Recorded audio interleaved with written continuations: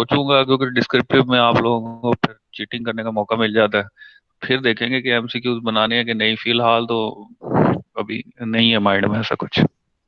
सही है सर। ठीक है। सही है सर, ठीक है सर। ठीक है, अच्छा अब आ जाते हैं हमारा जो टॉपिक है आज का, एस्टरिफिकेशन। ठीक है, कैटालिटिक एस्टरिफिकेशन। एस्टर्स होते क्या है वैसे, आपने मेरे ख्याल में एफएससी की केमिस्ट्री में भी पढ़ा होगा कुछ ना कुछ उसके बारे में। क्या होते हैं फ्लेवर एस्टर्स? के तौर पे यूज होते हैं एस्टर्स, एस्टर ग्रुप सर, नहीं लाइक। सर, वो और सर एक तरफ सर जी, और दूसरा नाम लेते हैं आर हेलोजन, और दूसरा नहीं, एक तरफ वो कंपाउंड और दूसरी तरफ सर जी और ये फॉर्मेशन ऑफ एस्टर का कहते हैं स्टेरिफिकेशन, वो जी सर। हेलोजन यूज करके। चले, बहरहाल इसका जो फंक्शनल ग्रुप है वो तो RRR। R O O R है। ठीक है, R OO R। एक ऑक्सीजन एटम जो है वो डबल बॉन्ड के साथ अटैच है, जैसे यहाँ पे शो हो रहा है। ठीक है, आपके पास स्लाइड्स पे। अच्छा, इनकी फॉर्मेशन कैसे होती है? फॉर्मेशन का उसने जो सबसे बेसिक रिएक्शन लिखा हुआ है कि कार्बोक्सिलिक एसिड कोई भी ले लें, एसिटिक एसिड ले लें या हायर ले लें, उसको जब आप ट्रीट करते हैं अल्कोहल के साथ, ठीक है, और साथ आप यूज कर रहे होते हैं एसिड कैटलिस्ट। एसिड कैटलिस्ट कोई भी हो सकता है, सल्फ्यूरिक एसिड भी हो सकता है, समटाइम्स HCl भी यूज कर लेते हैं। तो इन दोनों के रिएक्शन से आपके पास एस्टर्स जो हैं फॉर्म होते हैं, साथ एक वाटर मॉलिक्यूल रिलीज हो जाता है। तो ये आपका जनरल रिएक्शन है, जिसमें कार्बोक्सिलिक एसिड्स और अल्कोहल्स आपस में रिएक्ट करके ये ROOR वाला जो है फंक्शनल ग्रुप आपको एस्टर फॉर्म करके देते हैं। ठीक है। अच्छा, अगर हम इसका मैकेनिज्म देखना जाए, मैकेनिज्म थोड़ा सा इसमें ना डिफिकल्ट सा है, चले मैं आपको बता देता हूँ। अ, ये आपके पास है पहले, वो क्या कहते हैं, आप इसे कह लें कि कार्बोक्सिलिक एसिड। ठीक है, कार्बोक्सिलिक एसिड है ROOH। ठीक है, इसमें क्या है, प्रोटॉन की एडिशन हुई, हाइड्रोजन प्रोटॉन की। अच्छा, प्रोटॉन अटैच कहाँ पे होता है जाके, ये जो डबल बॉन्ड के साथ ऑक्सीजन है, आई थिंक इसके पास एक लोन पेयर ऑफ इलेक्ट्रॉन्स भी होता है, तो ये यहाँ पर इसके साथ टेम्परेरी बेसिस पे, बॉन्ड फॉर्मेशन नहीं है, उसने उसे अटैच कर दिया। अच्छा, अटैच किया तो ये सिंगल बॉन्ड में कन्वर्ट हो गया। ठीक है, अब आ जाता है आपका अल्कोहल। अब ये अल्कोहल जो ROH है, ये देखें, ये जहाँ पे मैं इसे हाईलाइट कर देता हूँ, ये देन आपके पास ये अल्कोहल जो है इस मॉलिक्यूल के साथ अटैच होता है। अच्छा, अब ये मॉलिक्यूल के साथ किस तरह अटैच होगा, दो स्ट्रक्चर्स उसने दिए हुए हैं ऐसे। ये टोटोमेरिज्म, मतलब ये इस तरह की भी स्ट्रक्चर हो सकता है, सिमेट्री हो सकती है जब ये ROH अटैच होगा, और इस तरह का भी हो सकता है। ठीक है, दोनों में थोड़ा सा उसने जो है वो डिफरेंट किस्म का दिखाया हुआ है। अच्छा, जब अल्कोहल एडिशन हो जाती है, अल्कोहल एडिशन के बाद फिर फाइनली क्या होता है कि उसमें से वाटर मॉलिक्यूल रिमूव हो जाता है। ठीक है, ये जैसे हम ये वाला कर लें, यहाँ से H2O। ठीक है, या फिर जो है यहाँ से कोई वाटर मॉलिक्यूल रिमूव हुआ। वाटर मॉलिक्यूल रिमूव होने के बाद आपके पास पीछे क्या बच गया, ROOR। ठीक है, और यहाँ पे एक और हाइड्रोजन जो प्रोटॉन इनिशियली लगा हुआ था वो भी इसमें से रिमूव हो जाता है, -H पॉजिटिव। तो फाइनली आपके पास ये ROOR आ जाता है। तो ये इसने दिया हुआ है। इसमें ये जो है ना, ये ट्रिकी पार्ट है इसको समझने के लिए कि ये किस तरह का स्ट्रक्चर बनता है। फिलहाल इसको याद ही कर लीजिएगा। ठीक है, ये दो स्ट्रक्चर उसने बनाए हैं रेजोनेटिंग। जब अल्कोहल की एडिशन होती है तो ये इस तरह फॉर्म होते हैं। नीचे हम जब इसके रिएक्शंस देखेंगे ना, तो आपको थोड़ा सा और क्लियर हो जाएगा। सबसे पहले तो जो एस्टर्स हैं उनको पढ़ते कैसे हैं। ठीक है, कुछ कॉमन एस्टर्स देख लेते हैं। Ethyl ethanoate.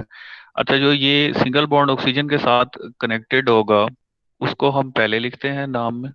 ठीक है, जैसे ये देखें, ये एक इथाइल ग्रुप अटैच्ड है। ठीक है, तो ये रेड से जो लिखा हुआ है ये इथाइल है। फिर नेक्स्ट ये भी दो कार्बन एटम्स है, इसको हम कह रहे हैं इथेनोएट, जिसके साथ दो ऑक्सीजन एटम्स अटैच है। तो एस्टर्स को यूँ लिखा जाता है। सिमिलरली अगर हम देखें, यहाँ पे भी इथाइल प्रोपेनोएट। ठीक है, प्रोपाइल मीथेनोएट। ठीक है, एक ही है इसमें कार्बन, तो ये मीथेनोएट हो गया। और ये तीन कार्बन हैं, तो इसको हमने क्या कह दिया, प्रोपाइल। तो इसी तरह चलते जाएंगे आगे, ये मिथाइल ब्यूटेनोएट है, प्रोपाइल इथेनोएट है। तो इनको जो इनका जो कॉमन नॉमेनक्लेचर में जब हम लिखते हैं, तो जो ग्रुप यहाँ पर होगा उसको पहले लिखेंगे, ठीक है, और फिर उसके बाद यहाँ पर। अच्छा, अब ये ट्रांस एस्टरिफिकेशन भी पढ़ी है आपने केमिस्ट्री में? एक तो एस्टरिफिकेशन हो गई जिसमें आर ओ ओ आर के पास ग्रुप आ जाता है, ट्रांस एस्टरिफिकेशन भी पढ़ी है? लो इस सर। स्टेरिफिकेशन तो नहीं है। ट्रांस एस्टरिफिकेशन एक्चुअली होती है आपके पास जो है ना, फैटी एसिड्स की यूज करते हैं। जब आपने ऑयल्स वगैरह से बायोडीजल प्रोड्यूस करना हो, वहां पर ये रिएक्शन बहुत इंपॉर्टेंट है। पाम ऑयल हो गया, कॉटन सीड ऑयल हो गया, कैस्टर ऑयल हो गया, ठीक है, ये हमारे पास क्या है, नेचुरल ऑयल के रिसोर्सेज हैं, ठीक है। इनको हम वेजिटेबल ऑयल के तौर पे भी यूज कर लेते हैं, कुछ इनमें से फ्लेमेबल नेचर के भी होते हैं, ठीक है। तो इनको जब आपने कन्वर्ट करना हो बायोडीजल के अंदर, तो वहां पर आपके पास जो रिएक्शन होता है उसको हम नाम देते हैं ट्रांस एस्टरिफिकेशन का। तो फर्क क्या है एस्टरिफिकेशन और ट्रांस एस्टरिफिकेशन में? एस्टरिफिकेशन एक्चुअली एस्टर फॉर्मेशन का रिएक्शन है। ट्रांस एस्टरिफिकेशन में क्या होता है, अल्काइल ग्रुप जो अटैच हुआ होता है वो चेंज हो जाता है, ठीक है। एस्टर के ऊपर जो है ऑक्सीजन एटम के ऊपर जो अल्काइल ग्रुप अटैच है वो चेंज हो जाता है विद अल्कोहल, ठीक है। तो एस्टर इसमें एंड प्रोडक्ट आता है एस्टरिफिकेशन में। ट्रांस एस्टरिफिकेशन में क्या होता है कि वो रिएक्टेंट के तौर पे है। फिर इसमें जब भी एस्टर फॉर्मेशन होगी आपके पास बाय प्रोडक्ट में वाटर मॉलिक्यूल आएगा, इसमें क्या आएगा, अल्कोहल मॉलिक्यूल आएगा। अगेन एसिड कैटलिस्ट यूज करते हैं, यहाँ पे आप कोई एसिड बेस या एंजाइम कैटलिस्ट यूज कर लेते हैं जो उसको कन्वर्ट कर सके और आपके और नेचुरल ऑयल को किसी बायोडीजल के अंदर कन्वर्ट कर सके। इसमें हीट एनर्जी रिलीज होती है एस्टरिफिकेशन रिएक्शन के दौरान, इसमें हीट रिलीज नहीं होती ट्रांस एस्टरिफिकेशन रिएक्शन के अंदर, ठीक है। ट्रांस एस्टरिफिकेशन आप जब रिन्यूएबल एनर्जी का एक सब्जेक्ट पढ़ेंगे फाइनल ईयर में, तो आपको इंशाल्लाह उसमें वो पढ़ाएंगे कि बकायदा बायोडीजल कैसे बनाया जाता है। मलेशिया का आपने नाम सुना होगा, वहां पर बायोडीजल बहुत ज्यादा यूज करते हैं। तो वो पाम ऑयल जो है, उनके वहाँ पाम ट्रीज बहुत ज्यादा है, तो पाम ऑयल से वो बायोडीजल प्रोड्यूस करते हैं, जिसे वो अपने ट्रांसपोर्ट सेक्टर में जो उनका क्रूड ऑयल की ओरिजिन से डीजल आ रहा है उसके साथ मिलाते हैं, ब्लेंड कर लेते हैं। लेट से जी आपके पास आप गैस स्टेशन या पेट्रोल स्टेशन पे गए, वहाँ आप अपनी गाड़ी में फ्यूल डलवाना चाह रहे हैं, डीजल इंजन है, तो उन मलेशिया में ये कॉमन ट्रेंड है कि उनके पास जो है ना इस तरह के ब्लेंड्स मिलते हैं, B15 B20। इट मीन्स क्या कि 20% उसमें बायोडीजल है जो पाम ऑयल से बनाया गया है, और 80% उसमें क्या है, क्रूड ऑयल से जो डीजल सिंथेटिक डीजल आता है हमारे पास, वो है, ठीक है। तो उनके वहां पे कॉमन है, उनके ब्लेंड्स मिलते हैं और वो उसे यूज करते हैं, ठीक है। और वो उसके लिए जो रिएक्शन यूज होता है, वो रिएक्शन उनका यही यूज होता है ट्रांस एस्टरिफिकेशन वाला। एक मिनट स्टूडेंट्स, मेरी आवाज आ रही है स्टूडेंट्स? स्क्रीन क्लियर है? स्क्रीन शो हो रही है आपको? जी सर। ओके। तो अच्छा, आगे हम देखते हैं एस्टर सिंथेसिस, ठीक है। एस्टर के सिंथेसिस जो है ना, तीन तरीके से उसने दी हुई है। फर्स्ट वन तो आप जो है एसिड, कोई भी कार्बोक्सिलिक एसिड लें और उसको अल्कोहल के साथ रिएक्ट करवा दें। ये कार्बोक्सिलिक एसिड का जनरल, ये अल्कोहल, तो आपके पास क्या आ जाता है, एस्टर, ठीक है। सेकंड क्या है कि आप एसिड क्लोराइड्स ले लें, एसिड क्लोराइड्स, RCOCl, ठीक है, और उसको आप अल्कोहल के साथ ट्रीट करें, ठीक है, अगेन आपके पास एस्टर आ जाता है। तो थर्ड है ट्रांस एस्टरिफिकेशन, ठीक है। ट्रांस एस्टरिफिकेशन में क्या हुआ कि आपके पास अल्कोहल ही आ रहे हैं, ठीक है, जो हमने कहा था कि बाय प्रोडक्ट के तौर पे अल्कोहल्स आ जाते हैं, और साथ आपके पास एस्टर भी आ रहा है, ठीक है। ये थोड़ा सा ट्रिकी रिएक्शन है, ये आपको शायद समझ नहीं आएगा, मुझे भी इतना क्लियर नहीं हुआ। ऊपर वाला जो है ये दो आपको समझ आ जाएंगे, ठीक है, ये इजी टू अंडरस्टैंड है।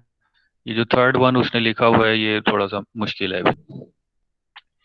नेक्स्ट हम इसने एक बड़ी इंटरेस्टिंग चीज बताई है कि एस्टर्स जितने भी हैं, जैसे आपके पास यहाँ पे एस्टर्स लिखे हुए हैं, ऐसे ब्यूटायरेट, ठीक है, और ये इथाइल ब्यूटायरेट, इथाइल हेप्टानोट, इन सब की जो ओडोर है ना, वो फ्रूटी या फ्लोरल ओडोर होती है, ठीक है। पर एस्टर फॉर्मेशन तो उसका जब हम लैब के ऊपर एस्टर, तो उन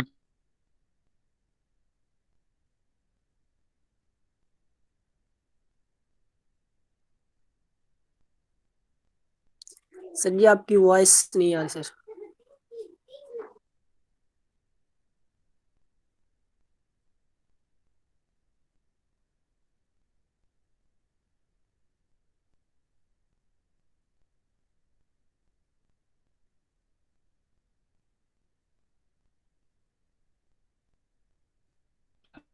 स्टूडेंट्स आ रही है आप लोगों को? सर है वो भी आ रही। स्टूडेंट ये आवाज कट कट के आ रही है, सही नहीं आ रही।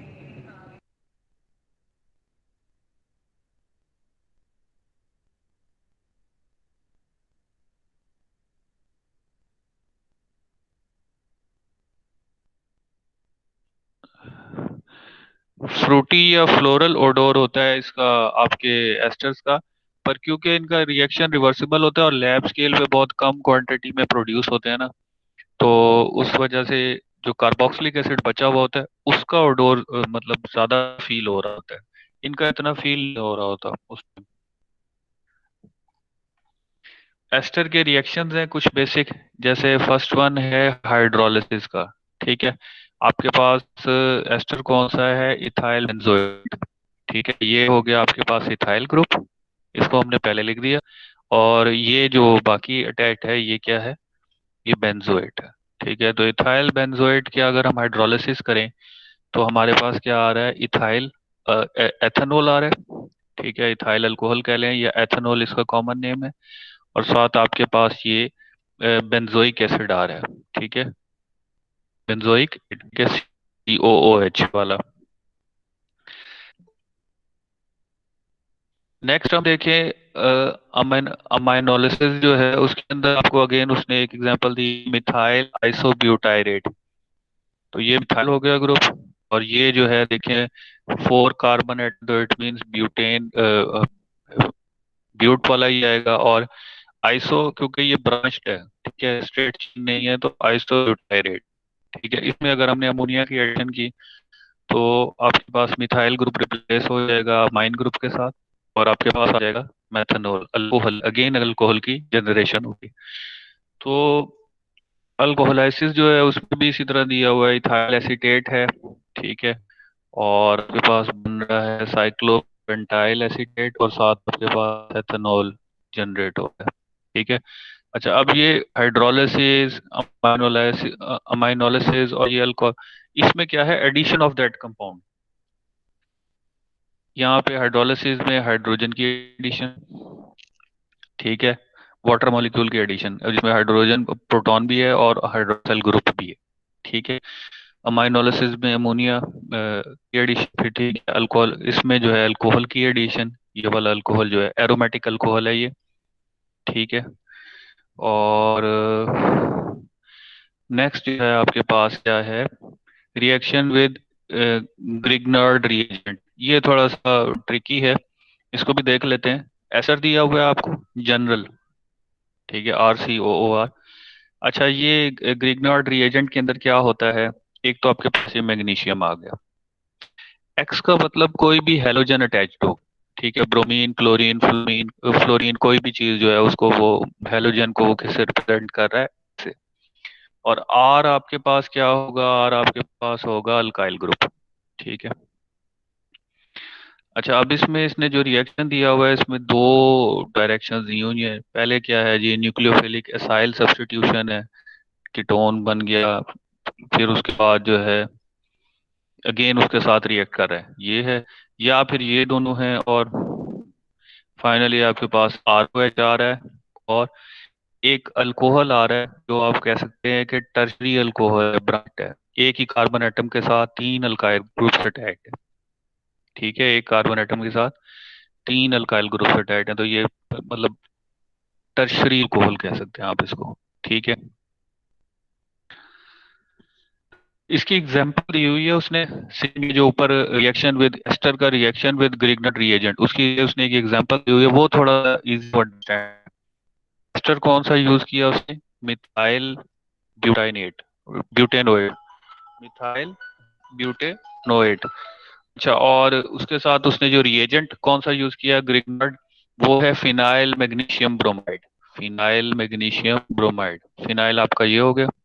ठीक है, और साथ मैग्नीशियम, और एक्स की जगह जो हेलोजन है वो कौन सा है, ब्रोमीन। ठीक है, तो वाटर मॉलिक्यूल की एडिशन हुई। फाइनली आपके पास क्या बन रहा है, वन वन डाइफिनाइल, दो फिनाइल हो गए आपके पास। ठीक है, क्योंकि एक ही कार्बन एटम के साथ अटैच है तो वन डाइफिनाइल, वन बुटानोल, ये सारे का सारा है वन बुटानोल। तो ये आपके पास फाइन कंपाउंड बन रहा है। एस्टर का रिएक्शन विद ग्रिग्नार्ड रिएजेंट, ठीक है, ग्रिग्नार्ड्स रिएजेंट, वो इस तरह की इसने एक एग्जांपल दी हुई है। तो ये नीचे वाला पल याद कर लीजिएगा। मेन रिएक्शन आपको जो है ना, थोड़ा सा ये जो नीचे वाला एरो है उसकी एक्सप्लेनेशन समझ नहीं आती। ठीक है, ऊपर वाला तो स्ट्रेट में तो समझ आ ही जाता है, जिसमें आपके पास तीनों ये सी सी के साथ जो है थ्री अलाइल ग्रुप लगे हुए हैं। ठीक है, अच्छा अब ये देखिए इसमें भी कोई फर्क होता है। ये देखें, ये आर लिखा हुआ है, ये आर डैश लिखा हुआ है, इसका क्या मतलब होता है स्टूडेंट्स? सर ये स्टूडेंट्स हैं, सेकेंडरी टर्शरी। ये रेड आर लिखा हुआ है, आर डैश लिखा हुआ है, ये सारे काइल ग्रुप ही होंगे सर क्या? आवाज बहुत कट रही है सर। मतलब मैं कह रहा हूँ कि आर लिखा हुआ है और आर डैश लिखा हुआ है, आर ही क्यों नहीं लिख दिया उसने?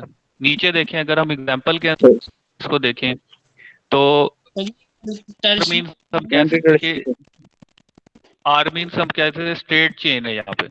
ठीक है, आर डैश का क्या मतलब होगा, एरोमेटिक सेम।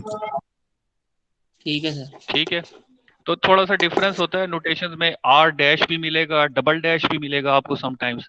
ठीक है, जैसे यहाँ पे दिया हुआ है, तो इसको देखिएगा ऑर्गेनिक केमिस्ट्री में R, R dash, double dash कहाँ कहाँ यूज करते हैं। ठीक है, सर ये आर डैश रेडिकल को शो करेगा शायद। आर डैश रेडिकल को, फिर आर किसको शो करेगा? वो मिथाइल या ग्रुप है ऐसे, उसमें आर की जगह मिथाइल ग्रुप या इथाइल ग्रुप लगाते हैं, उसको शो करेगा। चलें देखिए इसको, बात आपकी ये भी थोड़ी सी सही है कि रेडिकल को ये शो करेगा, फिर चेन ये वाली होगी। ठीक है, अच्छा जब चेन ये वाली होगी तो फिर हम, हाँ चेन ये वाली होगी, एसीटेट वाली। ठीक, सही कह रहे हैं आप, जी जी आर सर डैश यही है। जो है उसको। तो फिर इसमें क्यों डबल डैश शो किया हुआ है? अब इसमें तो रेडिकल ये होना चाहिए ओ एच,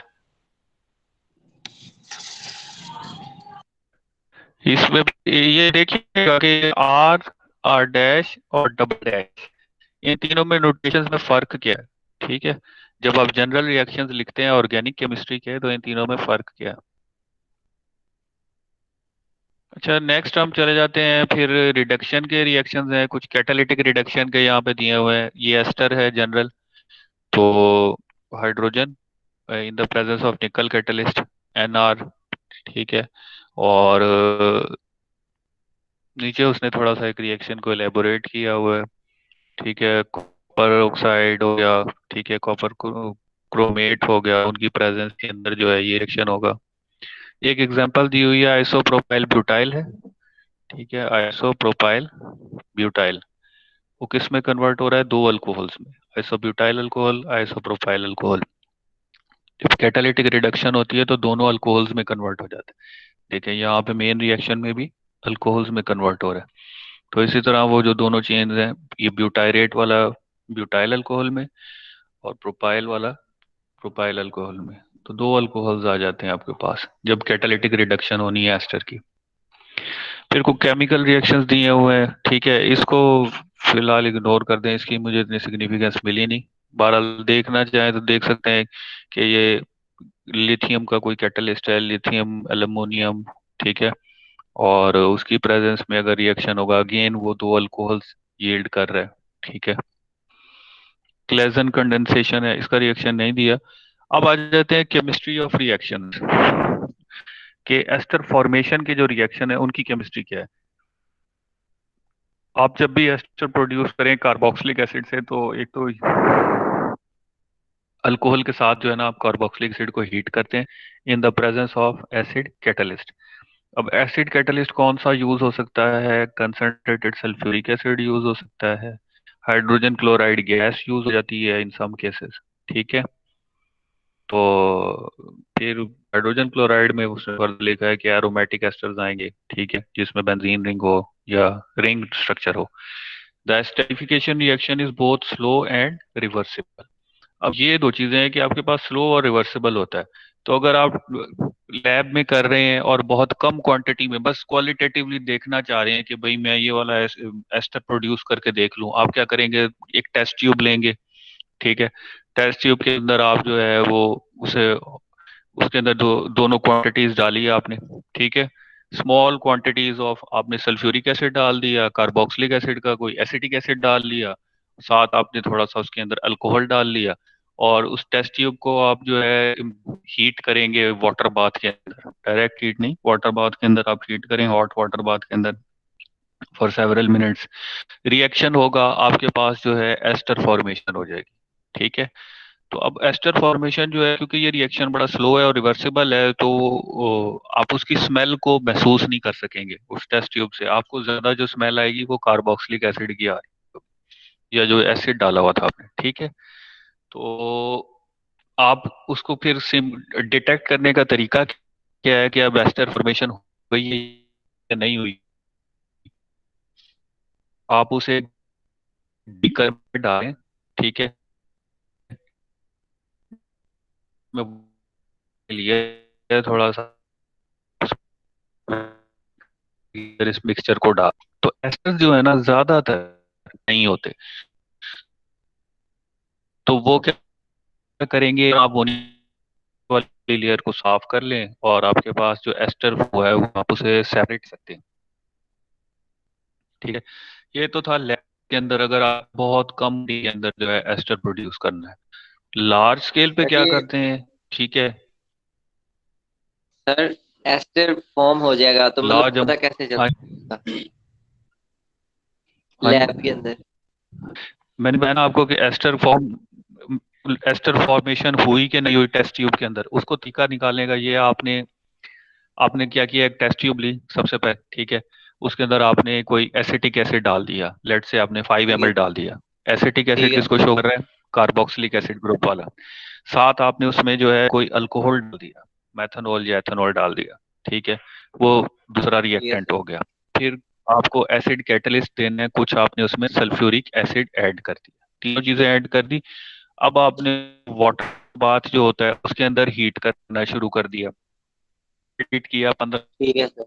मिनट, जो एस्टर फॉर्मेशन हो गई, लेकिन एस्टर फॉर्मेशन आपको विजिबल कोई चीज डिफरेंस नजर नहीं आ रहा, और जो एस्टर की जो स्मेल हो रही है, फ्रूटी स्मेल्स होती है, वो भी नहीं महसूस हो रही, एसिड की स्मेल आ रही है। अब क्या करेंगे, आप उस टेस्ट ट्यूब को उठाया, एक बीकर में पानी लिया और उसमें पोर कर दिया जो कुछ भी था। ठीक, अब जो ठीक है एस्टर सर। अगर फॉर्म हुआ होगा तो एस्टर ज्यादातर जो है वो वाटर के अंदर क्या होते हैं, इनसॉल्युबल होते हैं। तो वो क्या करेंगे, वो टॉप लेयर पे जितना भी एस्टर फॉर्म हुआ होगा वो वाटर की सरफेस पे आ जाएगा। बाकी जो उसके अंदर एसिटिक एसिड, सल्फ्यूरिक एसिड और जो अल्कोहल अनरिएक्टेड रह गया है, वो क्या करेगा, वाटर में डिसॉल्व हो जाएगा। तो अब आप क्या करेंगे, वो जो वाटर में डिसॉल्व हो गया वो लेयर को सेपरेट कर लें, तो ये आपको पता लग जाएगा कि इतनी क्वांटिटी एस्टर की बनी है।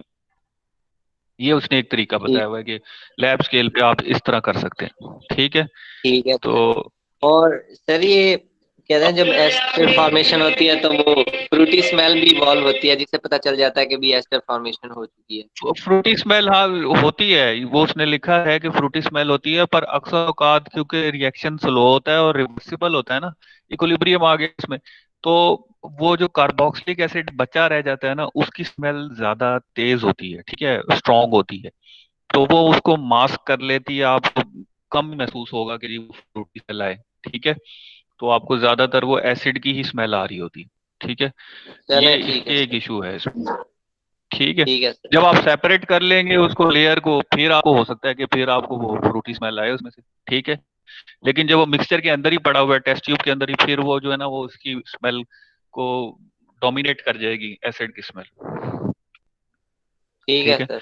लार्ज स्केल ठीक पे है क्या होता है, लार्ज स्केल पे क्या होता है, if you want to make a reasonably large sample of an ester, the method use depend to some extent on the size of the ester, कि एस्टर में चेन कितनी बड़ी है, ब्यूटेनोट बना रहे हैं, या आप वो क्या कहते हैं 10 चेन वाला बना रहे हैं। ठीक है, या आप 12 चेन वाला बना रहे हैं, कितना बड़ा एस्टर बना रहे हैं। ठीक है, स्मॉल एस्टर्स जो हैं, स्मॉल चेन, वो तो जल्दी बन जाते हैं।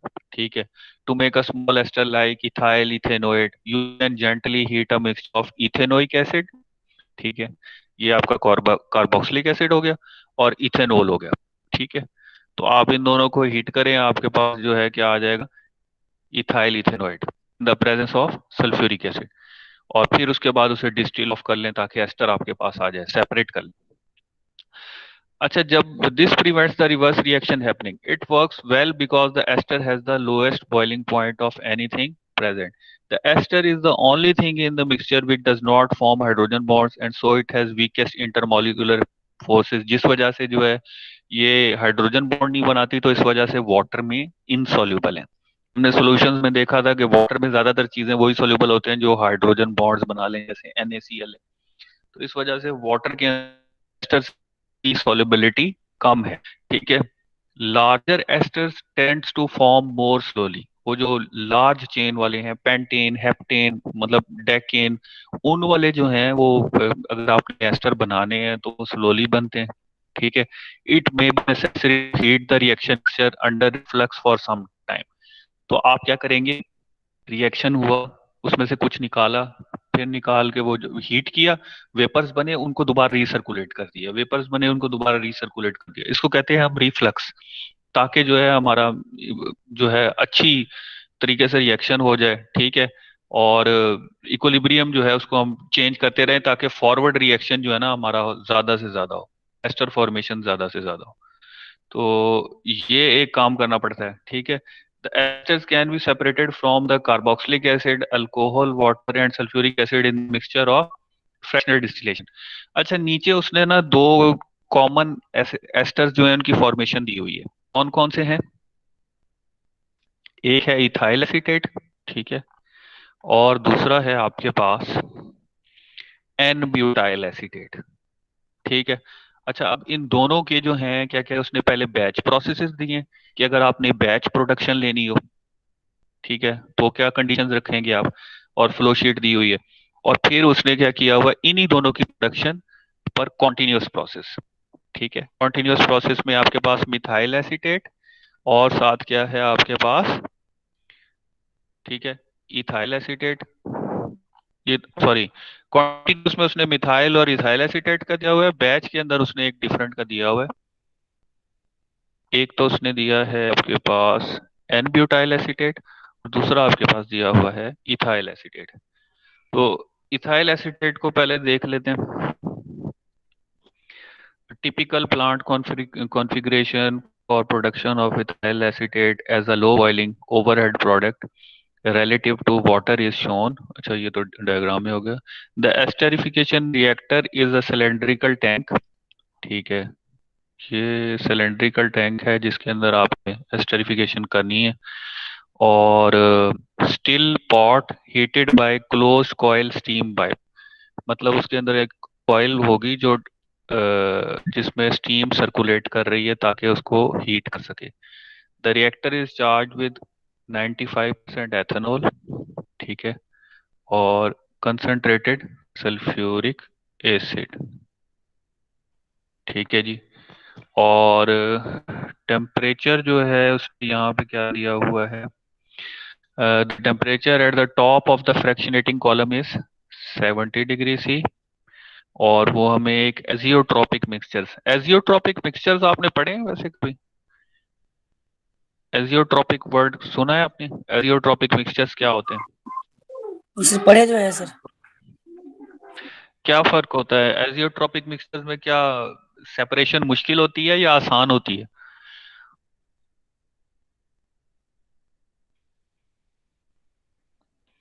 चले, मैं आपको ना एक बाइनरी सिस्टम, दो कंपोनेंट्स वाला सिस्टम देता हूँ, और मैं आपसे पूछता हूँ, एक सिस्टम आपके पास है उसके अंदर दो कंपोनेंट्स हैं ए और बी। ठीक है, बोर्ड ओपन कर लेता हूँ मैं ताकि आप लोगों को समझ आ जाए, व्हाइट बोर्ड। एजी ड्रॉप्स का थोड़ा सा समझा देता हूँ, पर ये आपने डिस्टिलेशन में जाके पढ़ने हैं डिटेल से।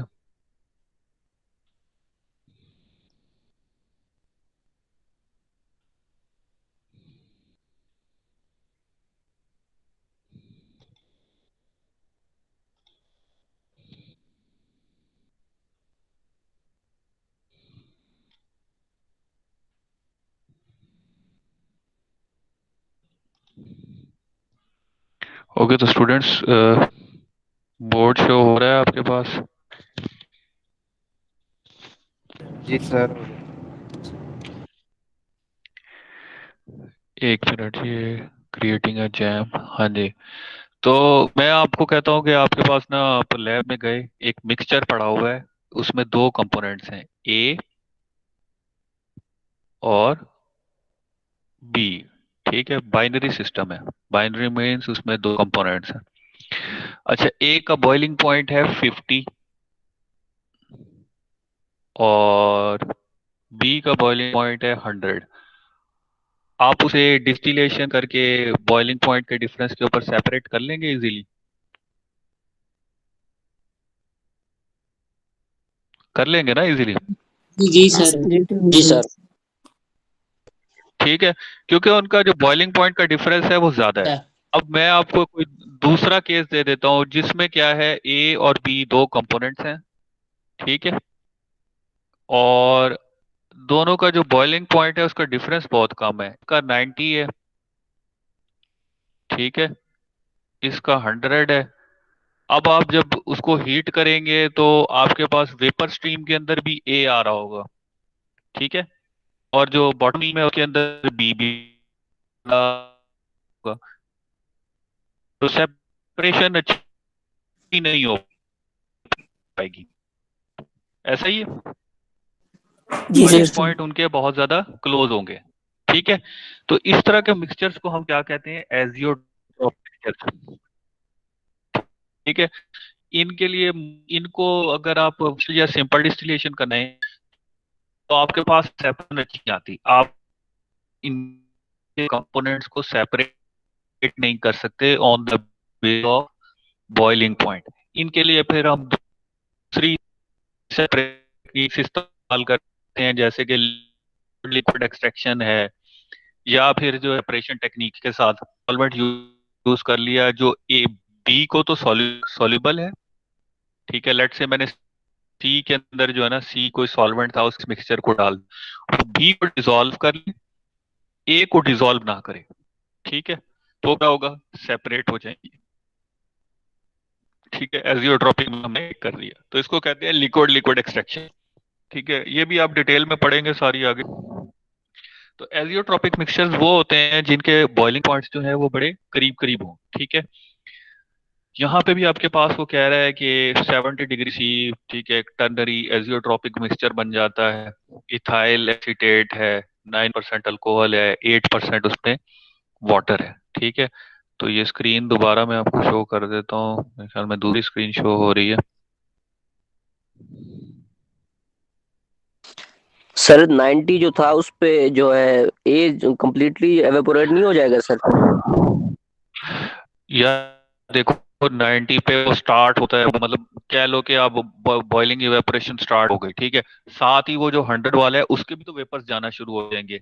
ठीक है, जितना आपके कंपोनेंट्स के बॉइलिंग पॉइंट में ज्यादा डिफरेंस होगा ना, लेट्स से 40 डिग्रीज का डिफरेंस है, 50 डिग्रीज का डिफरेंस है, तो अब आप जब डिस्टिलेशन करोगे ना, आपके पास टॉप स्ट्रीम के अंदर 90% वो कंपोनेंट आ रहा होगा जिसका बॉइलिंग पॉइंट कम होगा।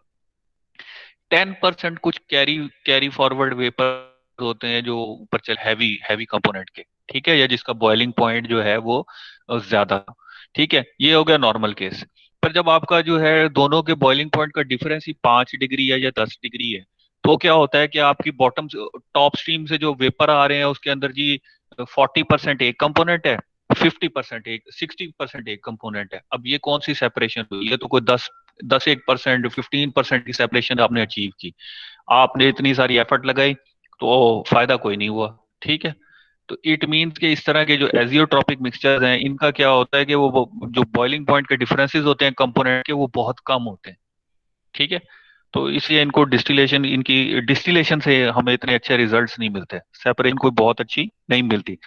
और ये जो आपको कहते हैं ना कि 100 डिग्री सी के ऊपर जो है वाटर बॉयल होता है, वो 100 degree C with the relevant pressure भी होता है। ठीक है, कि आपका 1 atm अगर प्रेशर होगा तो वाटर किस पे होगा, 100 डिग्री सी के ऊपर। ठीक है, जी सर, अगर बॉइलिंग आप पॉइंट प्रेशर, अगर प्रेशर। आप अगर प्रेशर 2 atm कर दें या बढ़ा दें, 3 atm कर दें, तो वाटर किस पे बॉयल होगा, वाटर जाके 120 पे होगा, 130 पे होगा, ठीक है। और अगर आप यही प्रेशर कम कर दें, ठीक है, 0.9 पे कर दें, ठीक है, या 0.7 पे कर दें, वाटर आपका डिक्रीज नहीं होगा सर? नहीं, ये चेक कीजिएगा। प्रेशर इंक्रीज करने से, एक्सटर्नल प्रेशर इंक्रीज करने से आपका जो है क्या कहते हैं वो बॉइलिंग पॉइंट बढ़ जाता है, और जब आप कम कर देते हैं तो वो बॉइलिंग पॉइंट आपका कम आ जाता है, 70 आ जाता है, 80 पे आ जाता है। प्रेशर सर कुकर के अंदर क्या होता है? जी सर, अब एक्सटर्नल प्रेशर बढ़ाया जाता है, इंटरनल प्रेशर। इंटरनल प्रेशर बढ़ाया जाता है ना। तो बॉइलिंग पॉइंट एक्चुअली है क्या कि जो लिक्विड है उसका वेपर प्रेशर इक्वल हो जाता है एक्सटर्नल प्रेशर के। जी जी। वेपर प्रेशर किसके इक्वल हो जाता है? एक्सटर्नल प्रेशर के, एक्सटर्नल। ठीक है।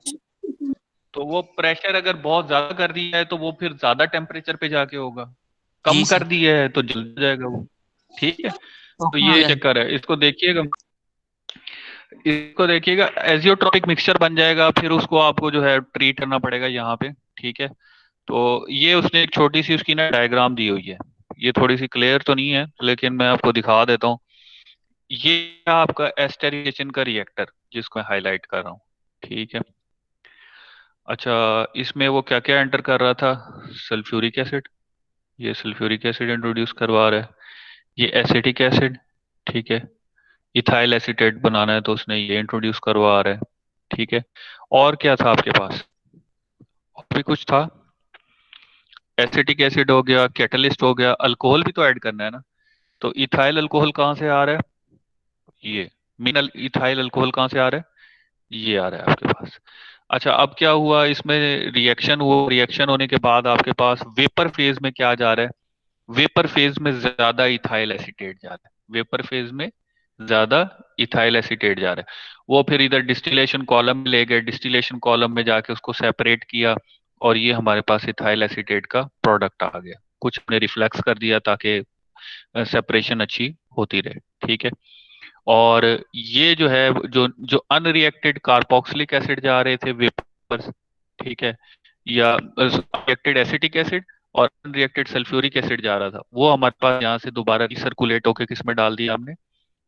एस्टरिफिकेशन वाला जो रिएक्टर है उसके अंदर। अच्छा, ये जो बॉटम्स हैं, ठीक है, उसको हम यहाँ से ले जाते हैं, उसको भी अगेन हम यहाँ पे स्टोरेज टैंक है, और फिर यहाँ से हम उसमें डिस्टिलेशन टावर में, तो डिस्टिलेशन टावर में हम सल्फ्यूरिक एसिड को जो है उसमें से रिकवर कर लेते हैं, और रिकवर करने के बाद उसको दोबारा यहाँ पे इंट्रोड्यूस करवा देते हैं, ठीक है। ये सल्फ्यूरिक एसिड, और ये जो है यहाँ से दोबारा इसमें इंट्रोड्यूस करवा दिया, ठीक है। तो ये एक स्कीम है, ये सेपरेशन है, ये वाली जो है ये भी सेपरेशन है, ठीक है। और ये आपका रिएक्शन है, ठीक है। अच्छा, ये जो रिएक्शन है ये जो है आपका, ठीक है। और इस तरफ अगर देखें ये प्रोडक्ट की सेपरेशन है, ये जो है आपके पास ये रिएक्टेंट्स जो है उनकी प्योरिफिकेशन वगैरह या उनकी सेपरेशन। इसी तरह नीचे दिया हुआ है एन ब्यूटाइल एसीटेट का, वो भी आप लोग यहाँ से देख सकते हैं। इसको मैं इंशाल्लाह जो है ना नेक्स्ट जो आपका लेक्चर होगा उसमें कवर करवा दूंगा। तो इसको देखिएगा, है तो ये बहुत सिंपल सी, इसमें भी एक एस्टेरिफिकेशन का रिएक्टर है ये, ठीक है। और उसमें आप क्या क्या इंट्रोड्यूस करवा रहे हैं? ब्यूटाइल अल्कोहल, एसिटिक एसिड और sulphuric acid as a catalyst, ठीक है। और जो चीज़ें निकल रही हैं उसको हम क्या कर रहे हैं? उसकी हम फ्रैक्शनल डिस्टिलेशन कर रहे हैं, ठीक है। और आपके पास जो है फर्दर जो है प्रोडक्ट आ रहा है, ठीक है। फिर नीचे दो कॉन्टिन्यूस के प्रोसेस दिए हुए हैं और उनकी थोड़ी सी डिस्क्रिप्शन दी हुई है, ठीक है। कॉन्टिन्यूस प्रोसेस में क्या होगा, ठीक है। और इसी तरह इथाइल एसीटेट का भी कॉन्टिन्यूस प्रोसेस दिया हुआ है नीचे। स्टूडेंट्स, कुछ एस्टेरिफिकेशन के बारे में क्लियर हुआ है? चीजें कुछ क्लियर हुई हैं कि क्या है? जी सर। तो स्टूडेंट्स परेशान नहीं होना, मुझे पता है कि ऑनलाइन क्लासेस जो हैं उसमें काफी सारी आपके भी मसले मसाइल हैं, हमारे एंड से भी हैं। तो पेपर या असेसमेंट के पॉइंट ऑफ व्यू से घबराने की कोई ज़रूरत नहीं है, लेकिन प्रिपरेशन हो, आप लोगों ने तैयारी की हुई हो। अच्छा, मैंने आप लोगों को एक असाइनमेंट दी थी नाइट्रोबेंजीन वाली, तो वो मैं आज चेक कर रहा था कि आपकी क्लास में से 36 के करीब स्टूडेंट्स हैं, उन्होंने सबमिट करवाई है। कोई 10 से 12 हैं जिन्होंने नहीं करवाई हुई। अब्दुल्ला खालिद है, ठीक है, और भी कुछ स्टूडेंट्स हैं, ठीक है। तो उन्होंने, सफ़ीउल्ला है, उसने नहीं करवाई हुई। तो आप लोगों से मैं दोबारा कह रहा हूँ कि मैंने कट ऑफ डेट तो नहीं लगाई उसकी अभी तक। तो असाइनमेंट आप लोग आज या कल तक वो जरूर सबमिट करवा दें, ठीक है। लेट सबमिशन होगी, मार्क्स वगैरह का थोड़ा फर्क होगा, लेकिन मैं सबमिशन एक्सेप्ट कर लूंगा। तो इसी वीक में कल फ्राइडे तक का टाइम है। तो आप लोग जो है वो नाइट्रोबेंजीन की जिन जिन की असाइनमेंट रह गई है, जिन्होंने करवा दी है इट्स गुड। जिन्होंने नहीं करवाई हुई तो वो उस पे जरूर जो है वो उसको सबमिट कर दें, ठीक है। एस्टरिफिकेशन के ये जो दो कॉन्टिन्यूस प्रोसेस वाले हैं, इनको मैं इंशाल्लाह डिटेल में फिर नेक्स्ट लेक्चर के अंदर आप लोगों को समझा दूंगा, ठीक है। और यूनिवर्सिटी जो है ना, कुछ सेशंस अरेंज कर रही है नेक्स्ट वीक से। तो आप में से कोई आना चाहे जिसे अप्लाइड केमिस्ट्री के कोई आर्टिकल्स वगैरह समझ नहीं आ रहे, तो फर्स्ट के बाद मंडे से होपफुली आपकी यूनिवर्सिटी ओपन हो जाएगी। तो आप लोग आ सकते हैं, मैं आप लोगों को यहाँ पे समझा दूंगा। जो भी टॉपिक आपको समझ नहीं आ रही तो क्लास में हम जो है थोड़ा सा एक सेशन अरेंज कर लेंगे, ठीक है। तो जो टाइमिंग आपके लेक्चर की होती है ना, उसके बाद या उसी टाइम में आ जाया करें मेरे ऑफिस में, तो मैं आप लोगों को समझा दूंगा, ठीक है। तो अप्लाइड केमिस्ट्री से किसी का भी कोई रेलेवेंट इशू हो तो कोशिश मैं करता हूँ कि आज ही जो आउटलाइन है ना वो डिटेल्ड, मतलब जो आप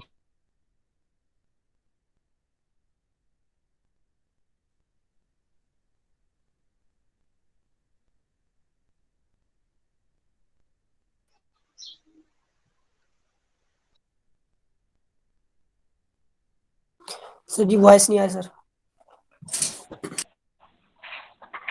सर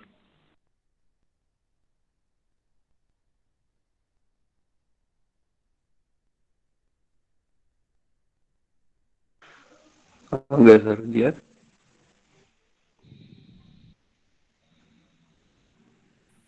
जी हाँ, जी जी बंद हो गया क्या लेक्चर? आ गया इधर। सिग्नल का इशू होगा। अच्छा, क्या हुआ आज प्रोटेस्ट में गए भाई? चुप कर, ऊपर रिकॉर्ड हो रहा है लेक्चर, पागल। नहीं नहीं, वैसे पूछ रहा हूँ कौन, हम गए क्या? हम तो यही हैं। हाँ उम्मीद तो है। स्टूडेंट्स किसी का कोई क्वेश्चन है तो पूछ लें। मैंने चैट चैट बॉक्स में जो है ना मैसेजेस ओपन कर दिए हैं, आप अपने अटेंडेंस मार्क कर दें। चैट बॉक्स में अपनी अटेंडेंस मार्क कर दें। और अगर किसी का कोई क्वेश्चन नहीं है तो वो अटेंडेंस मार्क करके सेशन लीव कर सकता है। सर बस वही वीडियोस भेज दीजिएगा सर, उसके लिए काफी हेल्प हो जाएगी कि हाँ, कौन से टॉपिक्स कितने हैं। सर हाँ सर, सर वीडियो पेपर सब आज को ही होंगे? कोर्स पेपर यार एग्जाम डिपार्टमेंट ही बताएगा, हमें भी नहीं पता अभी तक, ठीक है। तो वो शफकत महमूद साहब जो कहेंगे वो कर लेंगे, ठीक है। फिलहाल उनसे उम्मीद लगाएं आप लोग, ठीक है। अपनी तैयारी रखें, आप लोगों को तो तैयारी से होना चाहिए। तो चाहे ऑनलाइन हो जाए या फिजिकल हो जाए, जिस बंदे की तैयारी है सर वो सक्सेसफुल है,